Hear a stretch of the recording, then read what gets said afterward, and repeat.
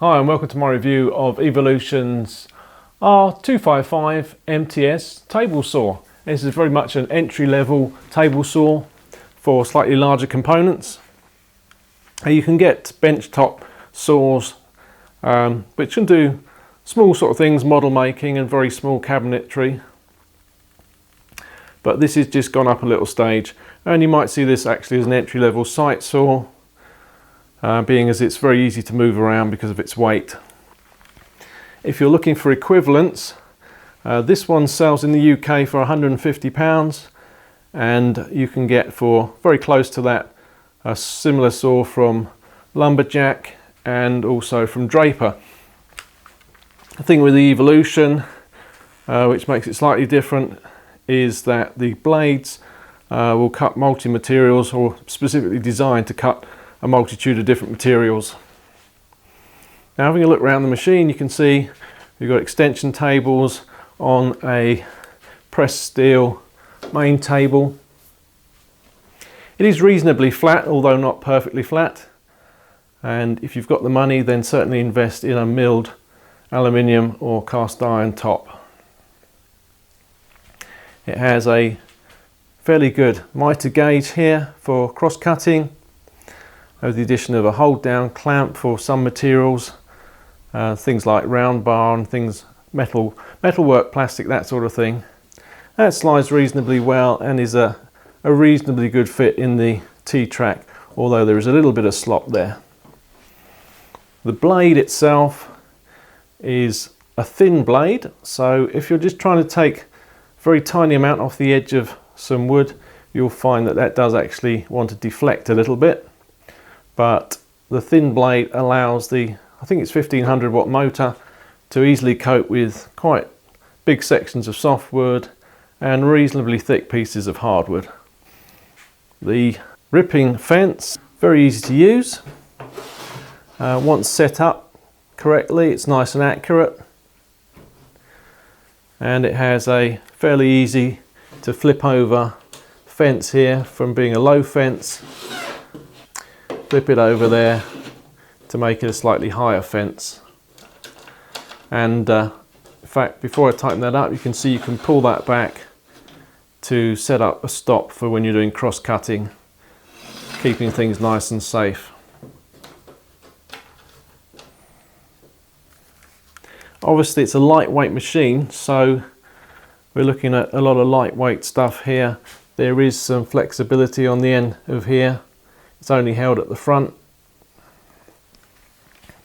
but it's reasonably good. If you're not trying to put it through too tough a task, it works very well. Controls, nice and easy to see down here. We can go from 0 to 45 on the mitre, and in fact there's a little bit extra at either end if you need it, although you can put set stops on there, which I've done. So I've set the ends exactly on 0 and 45, but if you move those back, you can get slightly under 0 and slightly over 45. Up and down motion is very good. If you saw my earlier video, you would have seen when this was delivered, the box was badly damaged, and in fact the rise and fall rod was damaged, and so the blade was wobbling as it went up and down. They sent me a replacement part very quickly, and that sorted it out. Safety switch as usual. Got a bit of tool storage here with the included push stick. It's not a design that I greatly like for push stick, but it does the job. There's cable storage here for when you're moving the thing around. You can wrap the mains cable on there.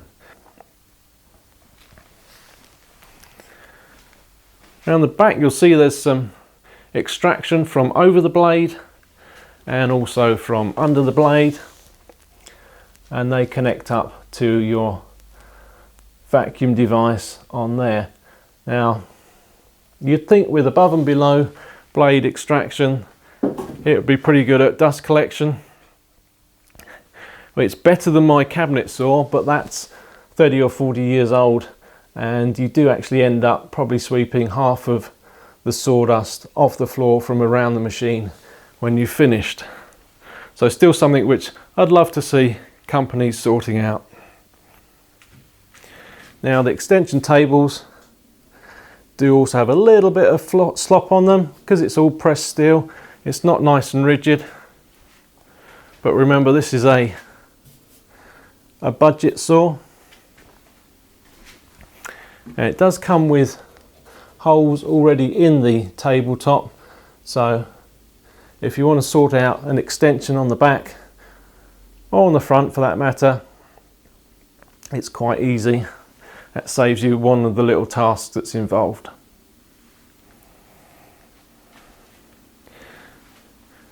Now I used this in making my 77 lava table, and to do so required a few jigs. And I think we'll have to realise when you're using a small table saw like this at the budget end, it's not going to be capable of doing everything either safely or accurately, and sometimes you'll be building jigs that otherwise you might not have needed to use. I built this little jig for doing the angled cuts that took me to over 45 degrees, and it's a very safe way of doing it with the work going almost horizontally across the machine rather than trying to work vertically and pushing things through the machine, which with such a small fence and a fence that moves a bit, I don't think would be too practical.